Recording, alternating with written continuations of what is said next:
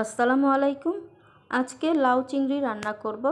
তো এখানে আমি মিডিয়াম সাইজের একটি লাউ প্রথমে ভালো করে ধুয়ে তারপর এটাকে ছিলে নিয়েছি।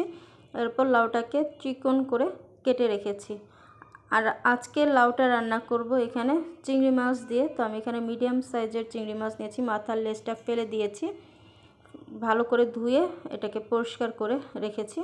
তো এখন রান্না করার জন্য চলে আসলাম। চুলায় প্যান বসিয়ে তাতে তেল গরম করে নিয়েছি। এখন এর মধ্যে আমি পেঁয়াজ বাটা দিয়ে দিয়েছি 2 টেবিল চামচের মতো। পেঁয়াজটাকে জাস্ট হালকা একটু ভেজে নিয়েছি। এরপর এর মধ্যে সামান্য একটু পানি দিয়ে এর মধ্যে আমি চিংড়ি মাছগুলো দিয়ে দিলাম।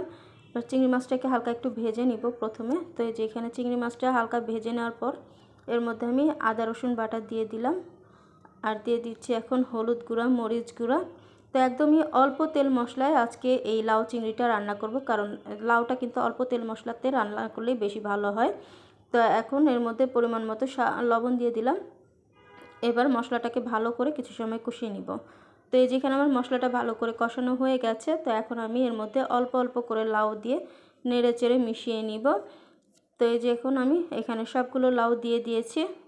এবার লাউটাকে মশলাটার সাথে ভালো করে নেড়ে চেড়ে মিশিয়ে নিচ্ছি।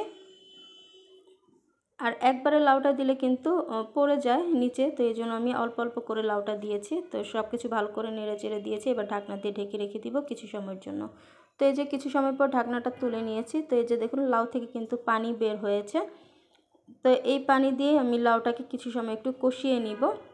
তো এই যে পর্যায়ে লাউটাকে আমার ভালো মতো কষানো হয়ে গেছে। তো এই পর্যায়ে কিন্তু লাউটা আধা সেদ্ধর মতো হয়ে গেছে। তো এখন ঝোলের জন্য একটু পানি অ্যাড করে দিচ্ছি, তবে খুব বেশি পানি দিব না।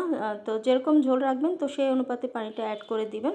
তো এবার এটাকে নেড়ে চেড়ে দিলাম। তো এবার এটা বলক আসা পর্যন্ত অপেক্ষা করব। তো এই যে পর্যায়ে লাউটাতে বলক চলে এসেছে আর ঝোলটাও কিন্তু বেশ খানিকটা শুকিয়ে এসেছে। তো এই পর্যায়ে আমি ধনেপাতা কুচি দিয়ে দিলাম, একদম ফ্রেশ ধনেপাতা কুচিটা দিয়েছি। আর লাউর মধ্যে কিন্তু আমরা কোনো কাঁচামরিচ অ্যাড করি না।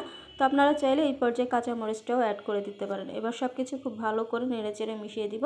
তো এবার ঝোলটা আরেকটু শুকানো পর্যন্ত অপেক্ষা করব।